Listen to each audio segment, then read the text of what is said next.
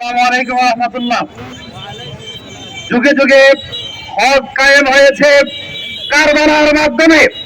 এই চারজন শহীদ হয়েছে, তাদের রক্ত বৃথা দিল না, তাদের রক্তের দাম আমরা এই বাংলাদেশকে এতদুরুক্ত করবই করব। এখন বক্তব্য রাখবেন কসবার অন্যতম শীর্ষ মুরব্বী চৌধুরী শামসুল্লাহ মাদ্রাসার সম্মানিত মুহতামিম হযরতুল্লাহ মাওলানা সৈয়দ আহমদ মাহবুব আল মাদানী হাফিজাহুল্লাহ।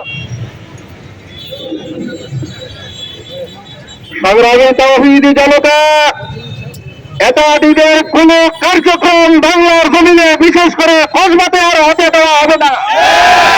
যত ধরনের নেতাদি আছে অতি 70-24 ঘন্টার মধ্যে তাদেরকে গ্রেফতার করে দৃষ্টান্তমূলক শাস্তি দিয়ে বিচারের ব্যবস্থা করতে হবে। এটা দিনের সঙ্গে আমাদের আর কোনো আপোষ হবে না। এদেরকে বিতাড়িত করবেই ধর্ম ইনশাআল্লাহ। মুহতারাম হাজির, আমাদের দাবিগুলো স্পষ্ট। তাদেরকে গ্রেফতার করতে হবে এবং কসবা থেকে যারা হামলা পরিচালনা করেছে, অংশগ্রহণ করেছে, তাদেরকে গ্রেফতার করতে হবে এবং তাদের কার্যক্রম সারা বাংলাদেশের মতো কসবাতে নিষিদ্ধ গ্রহণ করতে হবে। এই মুহূর্তে সংক্ষিপ্ত বক্তব্য রাখবেন কসবার একজন মুরব্বী হযরত মাওলানা ইউনুস করিম বালালী হাফিজাহুল্লাহ। আসসালামু আলাইকুম ওয়া রাহমাতুল্লাহ।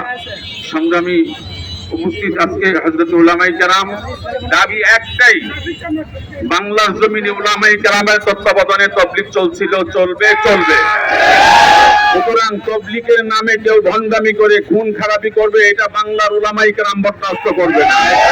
সুতরাং কসবার জমিনে যারা এই ধরনের পায়তারা করছেন সাবধান হয়ে যান, না হলে পিঠের চামড়া থাকবে না। এখন বক্তব্য রাখবেন আমাদের প্রিয় ভাই বিশিষ্ট মুজাল্লিদ হযরত মাওলানা হাফেজ সৈয়দ আহমদ হাফিজাহুল্লাহ।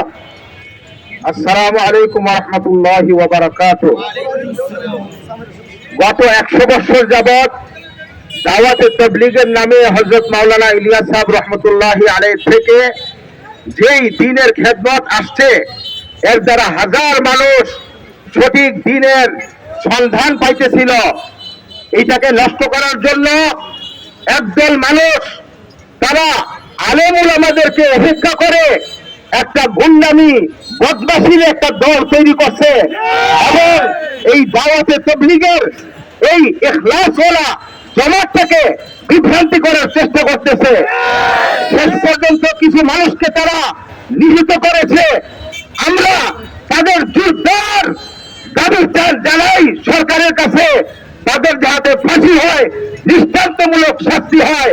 আরেকটা কথা হলো, আমরা নিজেরা বাড়াবাড়ি করব না, কারণ আল্লাহ রাব্বুল আলামিন আরহামুর রাহিমিন বলেন, ওয়া ইন আকাবতুম ফাআকিবু বিমিসলি মা উকিবতুম বিহি ওয়া লা ইন সাবারতুম লাহু খায়রুল লিস-সাবিরিন।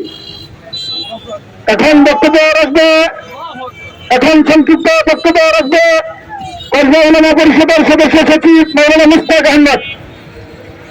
আসসালামু আলাইকুম ওয়া রাহমাতুল্লাহি তাআলা ওয়া বারাকাতুহু।